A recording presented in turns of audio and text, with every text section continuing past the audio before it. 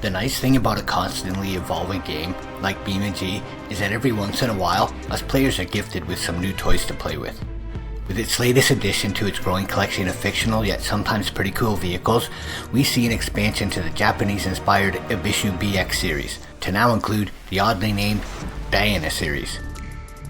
Whether you're into the street tuner stuff, get your kicks out of track days,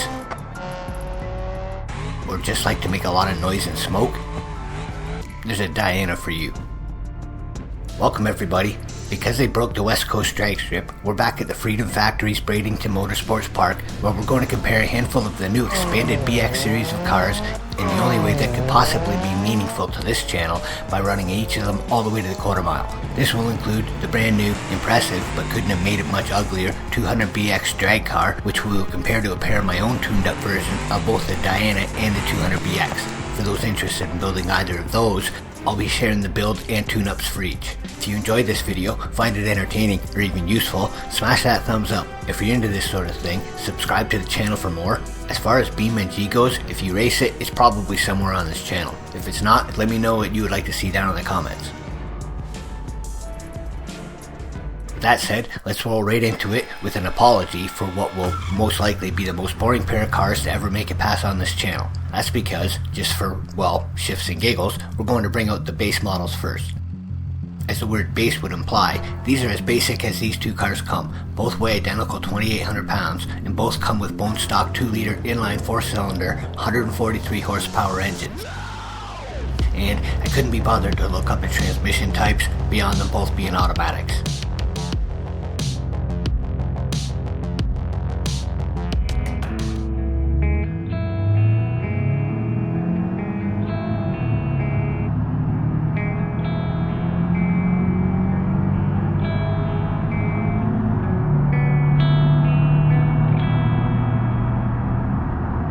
Proving just how identical they really are, both cars run a 6.249 second elapsed time, with the 200BX hitting an ever so slightly higher top speed. To avoid putting you to sleep, we'll skip the replays of that and bring out the slightly sportier LS series. While the 200BX is 11 pounds heavier here, both come with the same identical 2-liter inline 4s as before, only now fitted with a sport ECU, bringing the horsepower up to 160.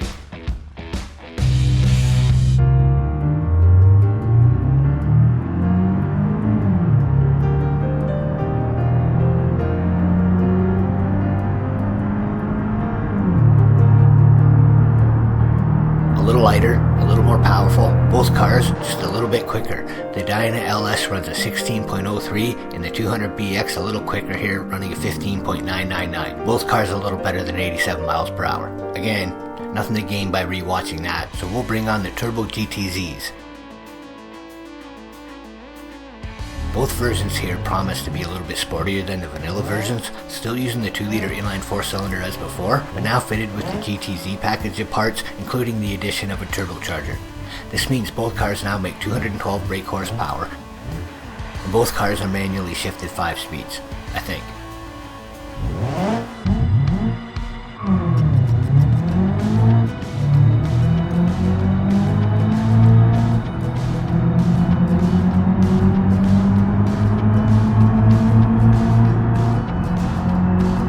Tires, both cars run deep into the 13s, and both cars come very close to making 100 mile per hour passes. With the 200BX the quickest of the two here today, some of that may come down to my starting line reaction, which does add into the time you see on the boards here in Bradenton.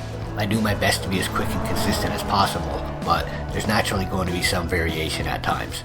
Okay, new with this branched out BX series comes this completely reworked 200BX drag car. I have to say, the new Diana series street tune, track, and drift cars looking quite good. It kinda hurts that the game devs would choose to make the default drag car look like a scabbed together piece of shit. Anyway, thankfully, the suck stops there as far as this thing is concerned, because the devs have been thoughtful enough to fit it with a brand new 5.5 liter twin turbo V8 on a full 500 kilowatt load of nitrous. That puts out a tick under 1300 horsepower, making this, as far as I can think of, one of the quickest default untuned drag cars in the game at the moment.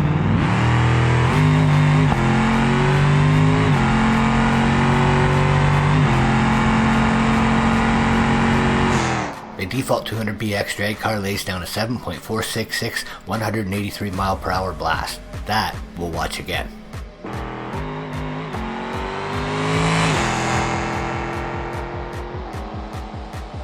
Not bad. Still ugly though. So the question for me and the theme of this channel for the most part is how much quicker than that can we go with a little trimming of weight and some tweaks to the tune-up? Well, we're going to find out, and we're going to start by doing it first in the Diana version. After forcing this lady onto a bit of a diet, losing the roll cage and fitting some lighter rims, she now tips the scales at 2,577 pounds, running the same 5.5 litre twin turbo V8 as a default drag version with the same maximum 500 kilowatt shot of nitrous. Both versions still make the same 1,299 brake horsepower.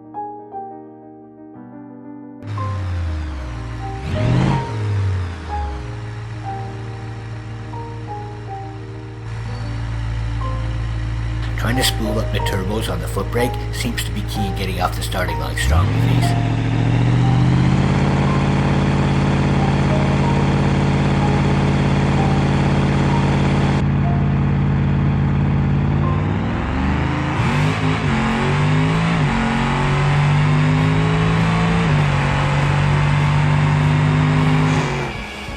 The tuned up Diana drag car runs a 7.383 at 188 miles per hour. Likely has a bit more in it than that. I think I probably left at least a tenth or so on the tree. Still, not so bad.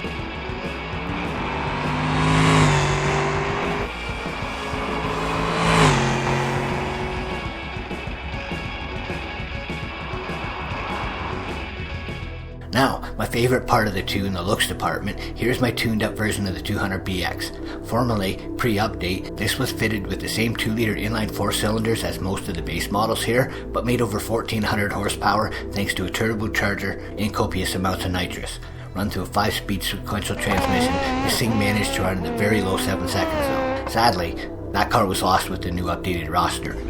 So today, the 200BX will be running the same drivetrain combination as the Diana version we just watched, which now includes a 4-speed automatic drag transmission, eliminating the screaming clutch dumps of the earlier version. Let's see how the new combination works.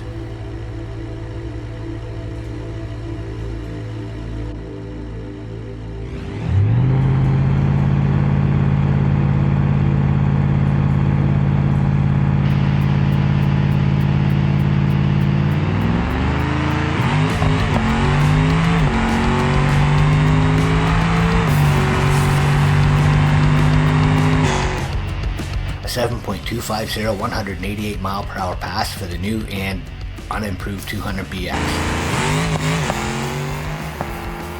It is an improvement on the default drag car, but it's a little underpowered in comparison to how it was before.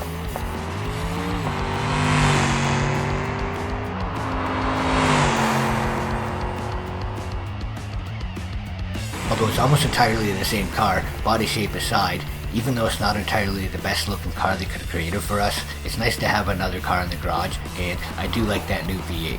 Well, that'll do it for this one. Thank you all for watching. Until next time, keep it in your own damn lane.